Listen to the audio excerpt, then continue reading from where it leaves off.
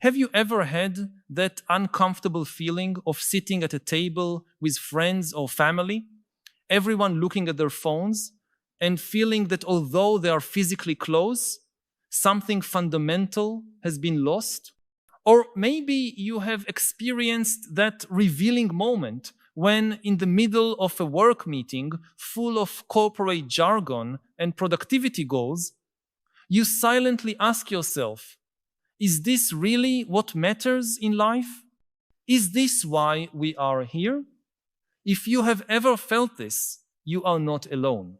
In fact, this experience of awakening to a deeper reality amid the distractions and superficialities of the modern world is becoming increasingly common. And interestingly, the more people go through this awakening, the more they tend to distance themselves from conventional social structures and dynamics. Today, we are going to explore this fascinating phenomenon. Why those who awaken to a deeper consciousness are gradually disappearing from what we consider mainstream society. To understand this, we must first look back long before smartphones, social media, and even industrial civilization to understand how we got here. For most of human history, our species lived in small groups of hunter-gatherers, where the experience of reality was direct and immediate. There was no significant separation between the individual and their community, between humans and the natural world. Human consciousness was completely immersed in the present experience, in direct contact with other human beings and with the natural environment. People did not need abstract theories about the meaning of life or self-help manuals to know how to live. They simply lived, responding to the immediate needs of survival, reproduction, and social cooperation. Of course, that does not mean that our ancestors lived in an idyllic paradise. Life was harsh, often brutal, and frequently short. Predators, hunger, disease, tribal conflicts, these threats were constant. But there was an authenticity in the human experience, a direct connection with reality that many of us today long to recover, even without clearly realizing what we are seeking. The Great Transformation began about 10,000 years ago with the advent of agriculture. For the first time, humans began systematically manipulating their environment, transforming entire landscapes to serve their purposes.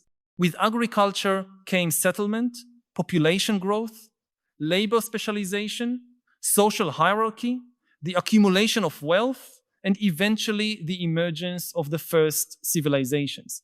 This was a turning point in the history of human consciousness. We began to move further and further away from direct contact with the natural world and to live in increasingly artificial and controlled environments. Our time and attention came to be regulated not by the natural rhythms of day and night, of the seasons of the year, but by abstractions such as the calendar and the clock.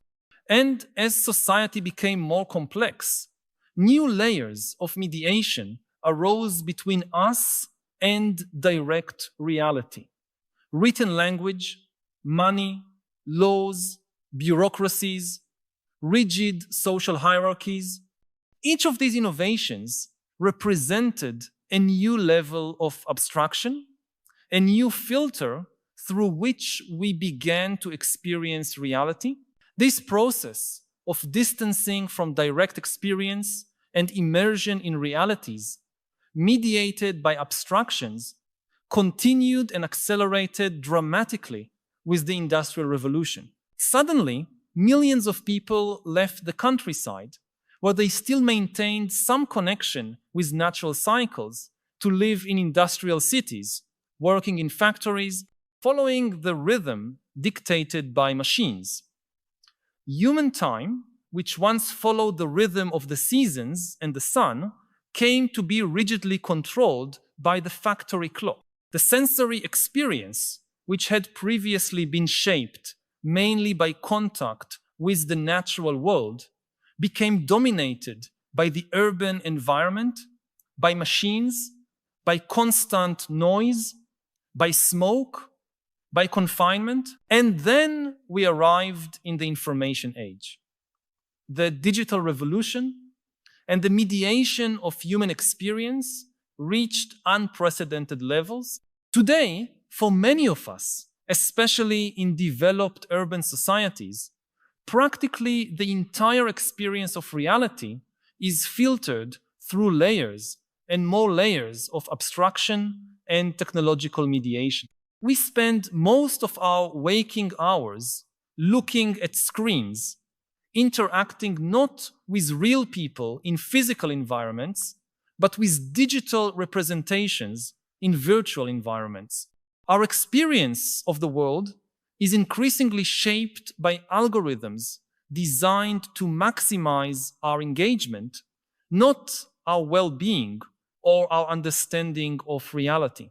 Our social interactions are mediated by platforms that transform human relationships into commodities, quantifiable in likes, shares, and followers. And the most disturbing thing is that these mediations are not neutral, they are impregnated with the values and goals of the economic and political systems that created them. In a global capitalist economy, the technologies that mediate our experience are designed primarily to serve market interests, increase consumption, maximize labor productivity, collect data for targeted advertising. In authoritarian systems, these same technologies are adapted to serve the interests of state control, mass surveillance, manipulation of public opinion, suppression of dissent. In both cases, the technological mediation of human experience serves objectives that are often in tension, if not in direct contradiction, with the deepest human needs for authentic connection, meaning, and autonomy. And it is precisely here that we find the root of the phenomenon we are exploring today.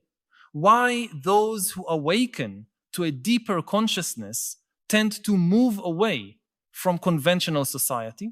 Because awakening in this context means recognizing and beginning to free oneself from these layers of mediation, these filters that distort our experience of reality.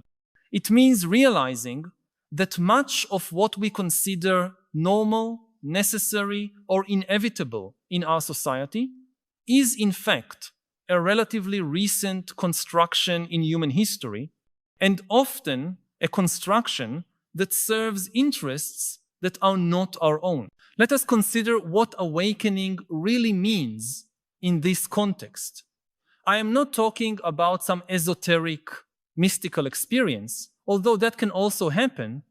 I am talking about a very concrete and practical awakening to the nature of the social, economic, and technological structures that shape our daily experience, and how these structures often alienate us from our most fundamental human needs.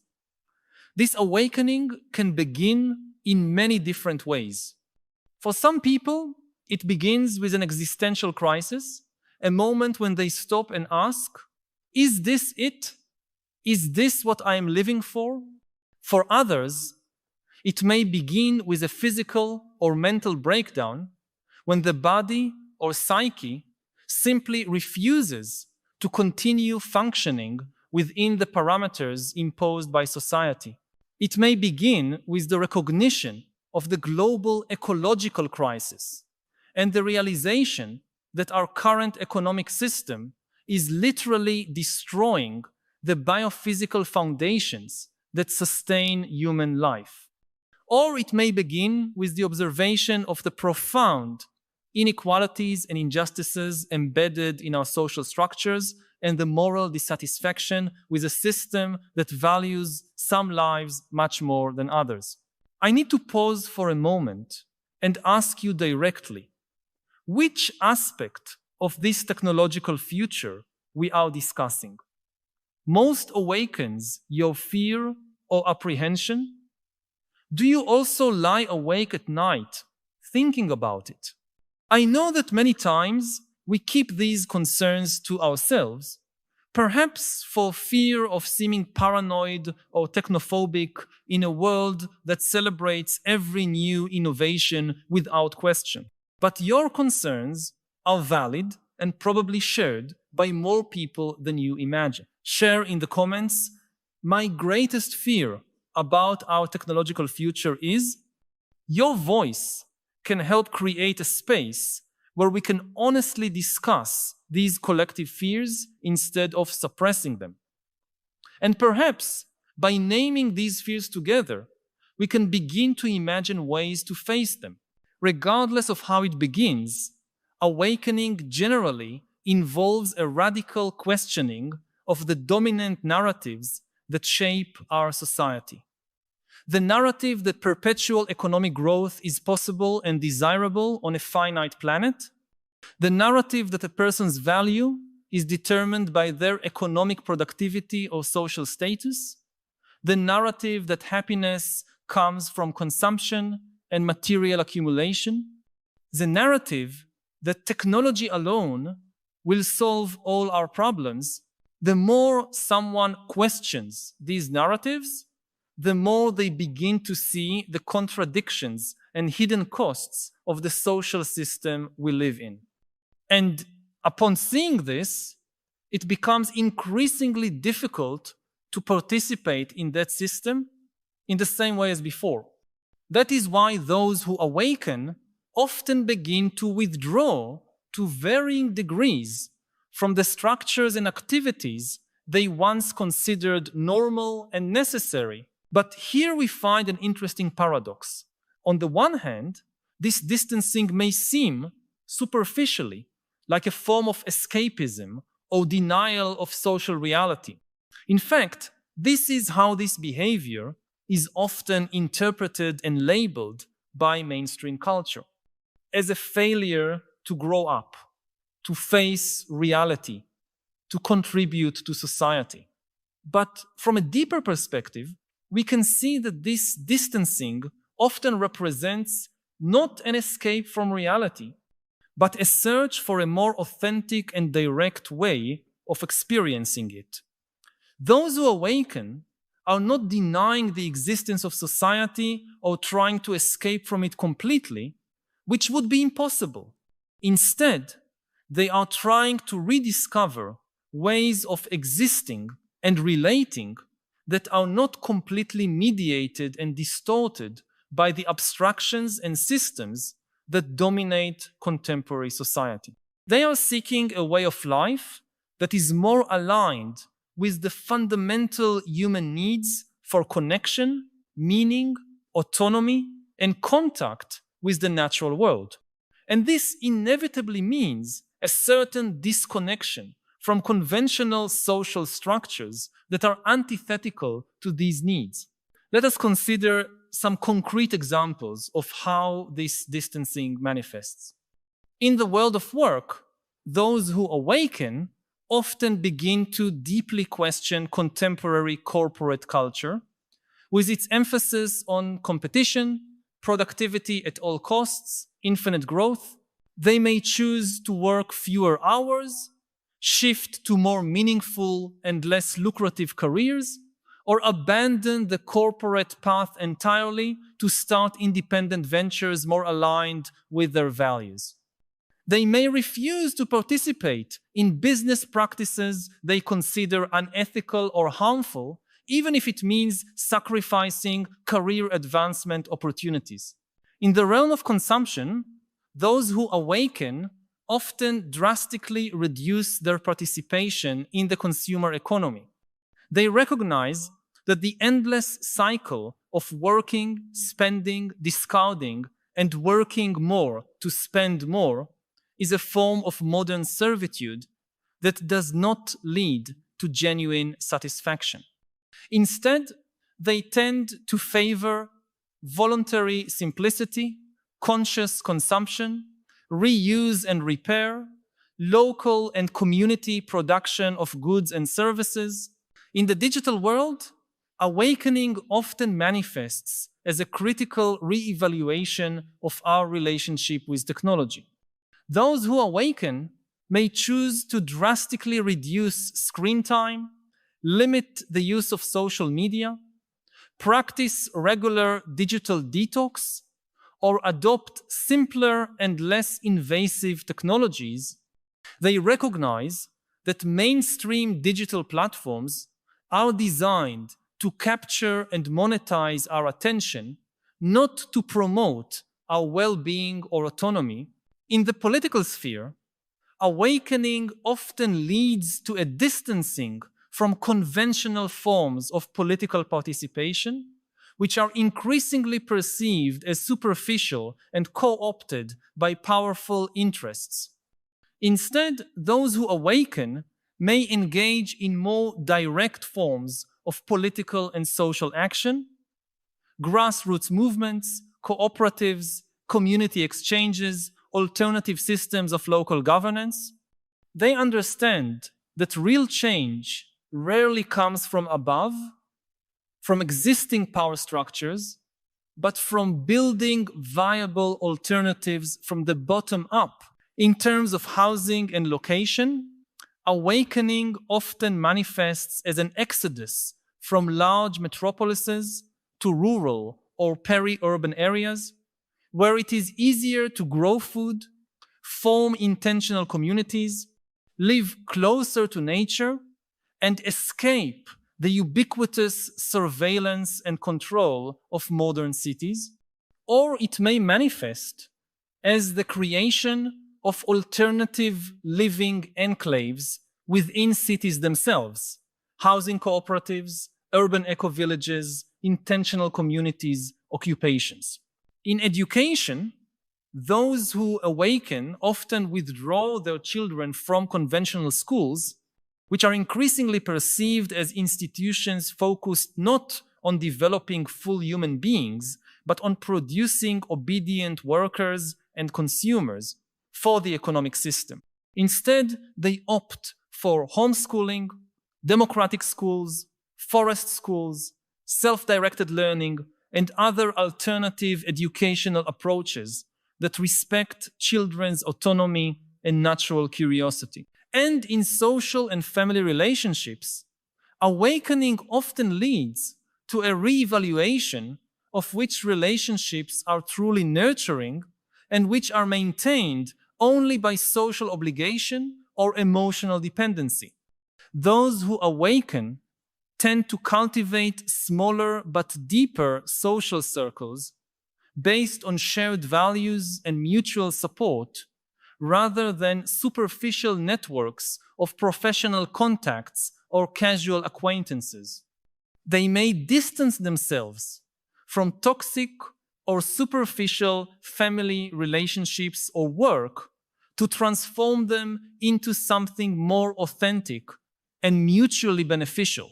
In all these areas, we see the same pattern: a distancing from conventional structures perceived as alienating, dehumanizing, or simply misaligned with deeper values, and a search for alternatives that allow a more authentic, connected, and meaningful way of life. It is important to emphasize that this distancing is rarely total or absolute. Most people who experience this kind of awakening do not completely withdraw from society to live as hermits in caves. Instead, they negotiate a complex balance between participation and distancing, finding ways to exist within the larger society without being completely defined or controlled by its structures. They may participate in the formal economy when necessary, but also cultivate alternative economies based on exchange, gifting, cooperation. They may use digital technologies, but in a conscious and controlled way, not as passive users, but as active agents who choose how, when, and why to engage with these tools. They may interact with governmental institutions when necessary, but also build parallel structures of community governance and mutual support. But even this partial distancing, this conscious repositioning in relation to dominant structures, is often enough to make these people less visible in the context of mainstream society. They simply do not appear as much in the spaces and activities that define conventional social life. They are less present on social media, in corporate cultures, in shopping centers, in television audiences, in conventional political processes. And when they do appear in these spaces, they are often present in different ways, less recognizable by conventional standards. It is also important to recognize that this kind of awakening and distancing is not equally accessible to everyone. People with economic, social, or educational privilege have much more capacity to step away from conventional structures without facing severe consequences. Someone with substantial financial resources may choose to work less or in ways more aligned with their values. Someone with high cultural and educational capital has more tools to critically analyze dominant narratives and imagine alternatives. Someone with a strong social network can rely on support during periods of transition and experimentation. On the other hand, those living in economic precariousness, who face systemic discrimination, who do not have access to quality education or solid support networks, have much less room to question or distance themselves from dominant structures. For many, full participation in conventional economic and social systems is not a choice, but a necessity for survival. And this creates a paradoxical situation. Those who suffer most from the dysfunctions of the current system are often the ones who can least afford to seek alternatives. This is one of the reasons why those who awaken, especially those with privilege, often direct part of their energy toward working for the transformation of dominant systems, not only for their own well-being, but for broader social justice. They understand that true liberation cannot be only individual, but must be collective. This leads us to another important aspect of this phenomenon. Awakening is rarely purely individual. In fact, it often occurs in social contexts, in communities of practice, in broader cultural and political movements. Historically, we can see many examples of this. The counterculture movements of the 1960 seconds and 70 seconds, intentional communities and eco-villages that emerged in recent decades, contemporary movements for climate justice, food sovereignty, decolonization, anti-capitalism, direct democracy. In all these cases, we see groups of people awakening together to the dysfunctions of dominant systems and collectively seeking alternative ways of living and relating.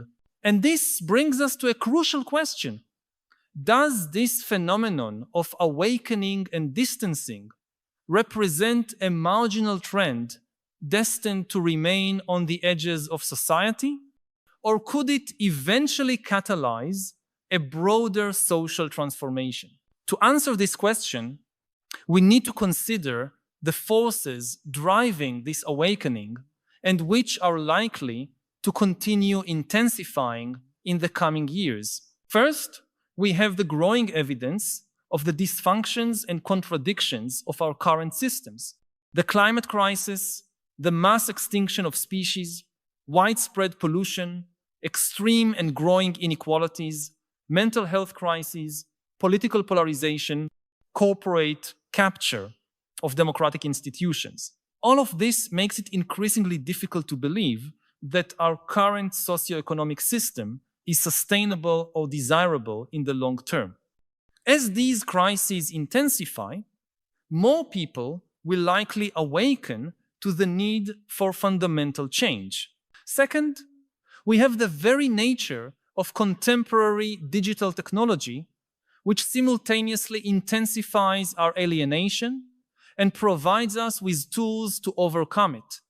On one hand, dominant digital platforms designed to maximize profit through attention capture tend to promote superficial engagement, narcissism, social comparison, polarization, and fragmented attention.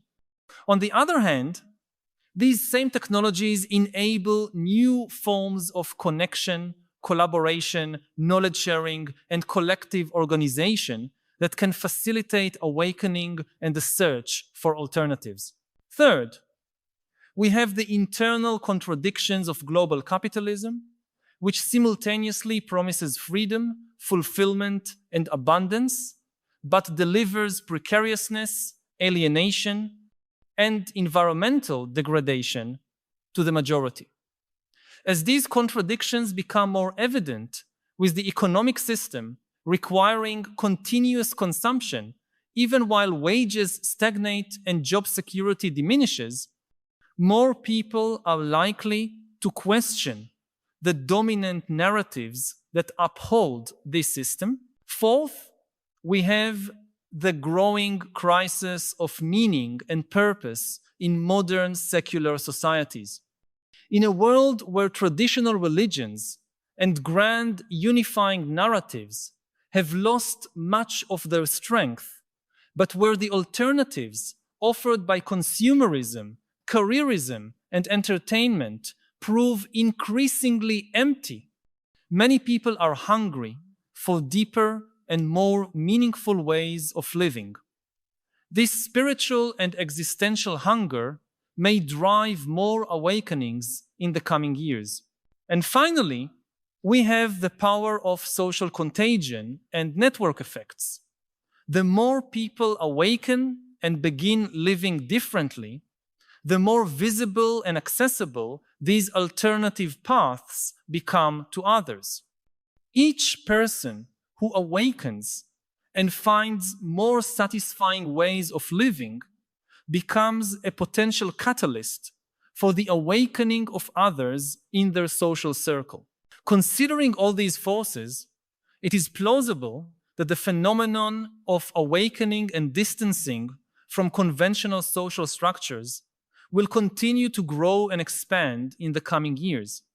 What is less clear is whether this growth will follow a linear pattern, with more and more individuals gradually stepping away, or whether it will eventually reach a critical mass that could precipitate a more fundamental and abrupt transformation of dominant systems. History shows us that social transformations rarely follow predictable trajectories. Complex systems, like human societies, often appear stable until suddenly they are not. Tipping points are reached, cascades of change accelerate, and what once seemed marginal suddenly becomes mainstream. But it is also true that dominant systems have powerful forces of inertia and self-preservation mechanisms. Established institutions, entrenched economic interests, deeply rooted cultural narratives, all of these forces resist fundamental change. And the technological and economic systems we are questioning are themselves incredibly adaptable, capable of co-opting and commodifying even the movements that emerge in opposition to them. Think, for example, of how consumer capitalism quickly absorbed and commercialized the counterculture of the 1960 seconds, turning symbols of rebellion into mass market commodities, or how large technology corporations appropriated the rhetoric of community, connection, and empowerment to sell platforms that often end up promoting the opposite. However, we can also see that the converging crises we face today, from climate destabilization to political polarization, from automation to ubiquitous surveillance, are of a magnitude different from past challenges. They threaten not just specific aspects of our social systems, but their very foundations. In this context, the awakening and distancing we are discussing may represent not merely an individual adaptive response to dysfunctional social conditions, but the first signs of a more fundamental social transformation that is only beginning to take shape. What form might this transformation take? It is impossible to predict with certainty, but we can discern some potential outlines. One possible scenario is what we might call social bifurcation, the growing divergence between those who remain immersed in conventional systems and those who are creating parallel alternative worlds. In this scenario, we do not see a single revolutionary transformation of dominant systems, but the gradual emergence of parallel social, economic, and cultural spheres operating according to different logics and values. These alternative spheres may eventually become robust and self-sufficient enough to allow a growing number of people to live primarily within them, with only peripheral involvement in dominant systems. Another possible scenario is what we might call transformation by infiltration. Those who awaken do not completely step away from dominant systems, but work to transform them from within, bringing new values, practices, and structures into existing institutions. In this scenario, we see a gradual shift in organizational culture, in companies, in pedagogical practices, in schools, in the operation of markets and governments, not through abrupt revolution, but through persistent influence and demonstrative examples of viable alternatives. A third scenario is what we might call recovery of ancestral knowledge. Contemporary awakening leads to renewed interest and respect for forms of knowledge, social practices, and relationships with the natural world that existed before industrial modernity. In this scenario, we see the revitalization of indigenous traditions, pre-industrial community practices, and non-Western philosophies, not as a romantic return to the past, but as sources of wisdom for navigating the challenges of the present and future. Of course, these scenarios are not mutually exclusive. In reality, we will likely see elements of all of them, and others we cannot yet anticipate, unfolding simultaneously and interacting in complex ways. The crucial point is that the phenomenon of awakening and distancing we are discussing today is not merely a marginal trend or a sociological curiosity. It is potentially the beginning of a deeper social transformation whose contours we are only beginning to discern. But whatever form this transformation eventually takes, it will certainly involve a fundamental renegotiation of our relationship with technology. And that brings us back to the central question that motivated our exploration today. Why are those who awaken to a deeper consciousness disappearing from conventional society? The answer, as we have seen, is multifaceted. They are distancing themselves because they recognize that many of the structures and practices that define mainstream society are fundamentally alienating, dehumanizing, or simply misaligned with deeper human needs. They are distancing themselves because they are seeking ways of life that allow more authentic connection, deeper meaning, greater autonomy, and more direct contact with the natural world. They are distancing themselves because they are trying to create and cultivate alternatives to the dominant systems they consider unsustainable, unjust, or spiritually impoverishing. This distancing is not an abandonment of society itself, but an attempt to rediscover and rebuild forms of human sociability that are not completely mediated and distorted by dominant economic, political, and technological systems. It is a search for ways of being human together that honor our interdependence not only with one another, but with the entire web of life on Earth. And it is ultimately an expression of hope. The hope that even in the face of the multiple crises we face, it is still possible to create ways of life that are not only sustainable, but truly prosperous, not only for a privileged few humans, but for the entire community of life. If these reflections have touched something you have been feeling, but perhaps had not found words to express, know that you are not alone. By subscribing to the channel, you will connect with a growing community of people who share your concerns and your desire for a deeper understanding of the philosophical challenges of our time.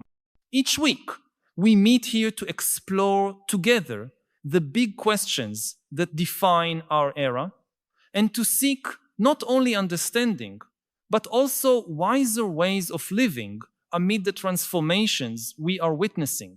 This is not just a channel, but a space for dialogue and collective growth. Join us on this ongoing journey. Subscribe so we can continue this essential conversation about how to live with more wisdom and purpose in a world that often leaves us disoriented and divided. Remember, awakening is not the end of the journey, but only the beginning. What we do after awakening, how we translate our expanded consciousness into concrete ways of living, loving, and creating together, that is what truly matters. And it is a question that we can only answer collectively through continuous dialogue, courageous experimentation, and the patient building of new worlds inside the shell of the old. Thank you for joining this exploration with me today. I hope it has sparked not only thoughts, but also a renewed sense of possibility and purpose. Until next time. The situation is very difficult because we see that humans are losing trust in each other. The order is collapsing, both within countries and also between countries. Maybe the most worrying thing is that there is no leadership for humanity at the present moment, because the strongest country in the world, the United States, now openly says that it cares mainly about making itself stronger, even at the expense of other countries. At this moment in history, what we need above all is to have good leadership that will unite humanity instead of dividing it in order to deal with both climate change and the rise of artificial intelligence.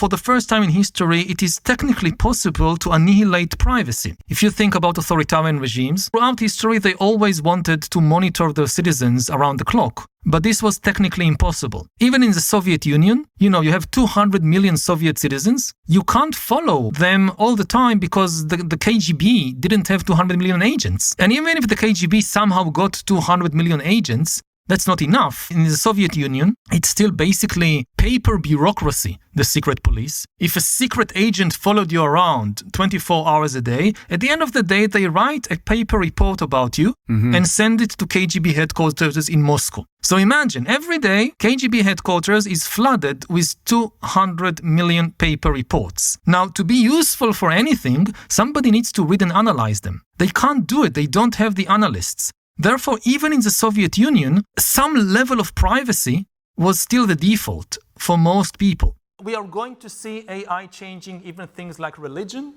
Religions which are based on texts, like Judaism, Islam, and Christianity, they give ultimate authority to the text, not to any human being.